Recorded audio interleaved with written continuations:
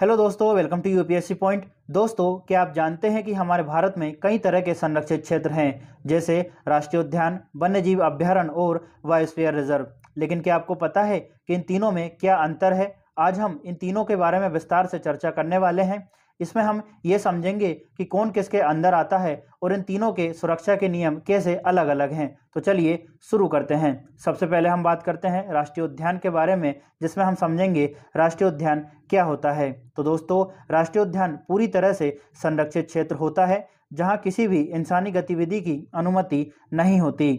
यहाँ वन्य जीवों और प्राकृतिक संसाधनों की पूरी तरह से सुरक्षा की जाती है। यह क्षेत्र वन्य जीवों के संरक्षण के लिए पूरी तरह से संरक्षित होता है। यहाँ पे एक बात याद रखना है दोस्तों, राष्ट्रीय उद्यान में किसी भी तरह की मानवीय गतिविधि की अनुमति नहीं होती है। यदि किसी क्षेत्र को राष्ट्रीय उद्यान घोषित करना है तो उसके लिए क्या कानूनी आधार है, उसकी हम चर्चा करेंगे। देखिए, यदि किसी भी क्षेत्र को राष्ट्रीय उद्यान घोषित करना है तो इसके लिए यह वन्यजीव संरक्षण अधिनियम की धारा 35 का उपयोग किया जाता है। राष्ट्रीय उद्यान की घोषणा हमेशा राज्य सरकारें करती है, लेकिन यदि राज्य सरकार चाहे तो किसी भी मुद्दे को केंद्र सरकार को सौंप सकती है। इस मामले में केंद्र सरकार राष्ट्रीय उद्यानों की घोषणा कर सकती है। तो देखिए दोस्तों, राष्ट्रीय उद्यान की घोषणा करने के लिए वन्यजीव संरक्षण अधिनियम 1972 की धारा 35 का उपयोग किया जाता है, जो किसी भी इंसानी गतिविधि को इस क्षेत्र में पूरी तरह से निषिद्ध करती है। आपको ये समझ आ गया होगा।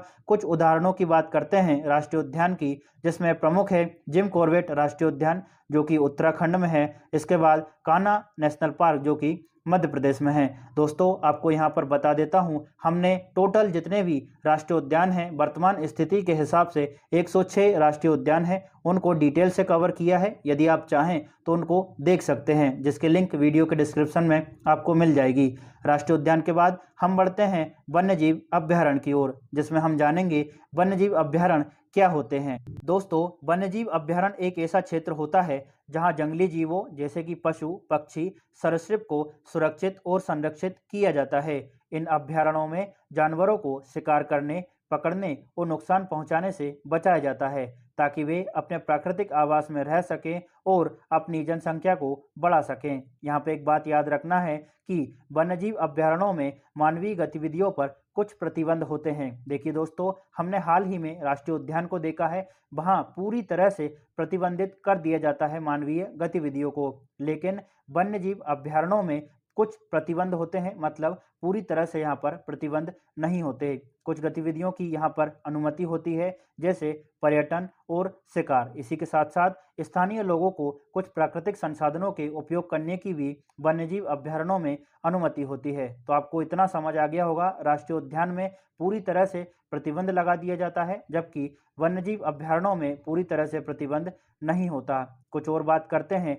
यदि किसी भी क्षेत्र को वन्यजीव अभयारण्य घोषित करना है तो इसके लिए वन्यजीव संरक्षण अधिनियम 1972 की धारा 18 का प्रयोग किया जाता है।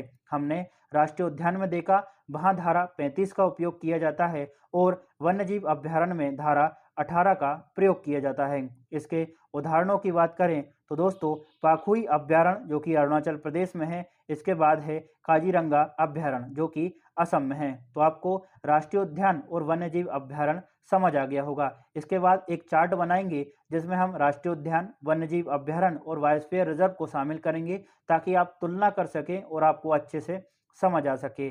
बात करते हैं बायोस्फीयर रिजर्व की, जिसमें हम सबसे पहले जानेंगे बायोस्फीयर रिजर्व क्या होता है।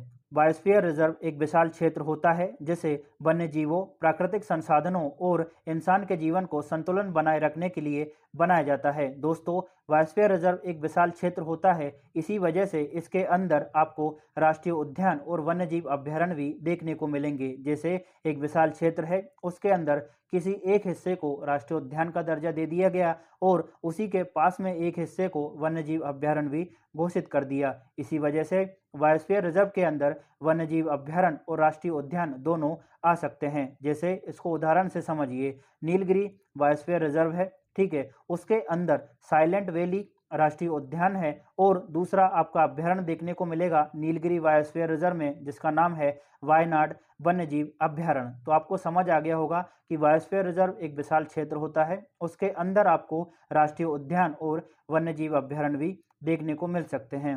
कुछ और बात करते हैं। देखिए, जो बायोस्फीयर रिजर्व होता है वह 3 जोन में बटा हुआ होता है। पहला होता है कोर जोन, जो कि सबसे अंदर होती है। उसके बाद में आपको बफर जोन मिलेगी, जो कि थोड़ा सा बाहर होती है। और सबसे ऊपरी परत जो होती है उसको ट्रांजिशन जोन बोलते हैं, जो कि आपको यहाँ पर इमेज में दिख रही होगी। दोस्तों, जो कोर जोन होती है वह पूरी तरह से प्रोटेक्टेड होती है, पूरी तरह से संरक्षित होती है। यहाँ पर इंसानी गतिविधियों की किसी भी तरह से अनुमति नहीं दी जाती। इसके बाद आती है बफर जोन। दोस्तों, यहाँ पर कुछ नियंत्रित इंसानी गतिविधियां जैसे कि रिसर्च वगैरह की जा सकती है। और सबसे बाहरी जो जोन होती है उसको बोलते हैं ट्रांजिशन जोन, जहाँ पर खेती, उद्योग और पर्यटन जैसी गतिविधियों की अनुमति होती है। तो आपको बायोस्फीयर रिजर्व के तीनों जोन अच्छे से समझ आ गए होंगे। चलिए आगे बढ़ते हैं, कुछ और बात करेंगे बायोस्फीयर रिजर्व के बारे में। देखिए, यहाँ पर कानूनी आधार की बात करें तो इसके लिए कोई एक्ट नहीं बनाया गया है। बायोस्फीयर रिजर्व यूनेस्को के मैन एंड बायोस्फीयर प्रोग्राम के तहत प्रोटेक्ट किया जाता है और भारत सरकार इसे पर्यावरण मंत्रालय के तहत देखती है। इस वजह से बायोस्फीयर रिजर्व के लिए किसी भी तरह का वर्तमान में कोई कानून नहीं है। बायोस्फीयर रिजर्व के कुछ उदाहरणों की बात करें, जिसमें प्रमुख है सुंदरवन बायोस्फीयर रिजर्व, जो कि पश्चिम बंगाल में है, और नीलगिरी बायोस्फीयर रिजर्व, जो कि तमिलनाडु और केरल क्षेत्र में फैला हुआ है।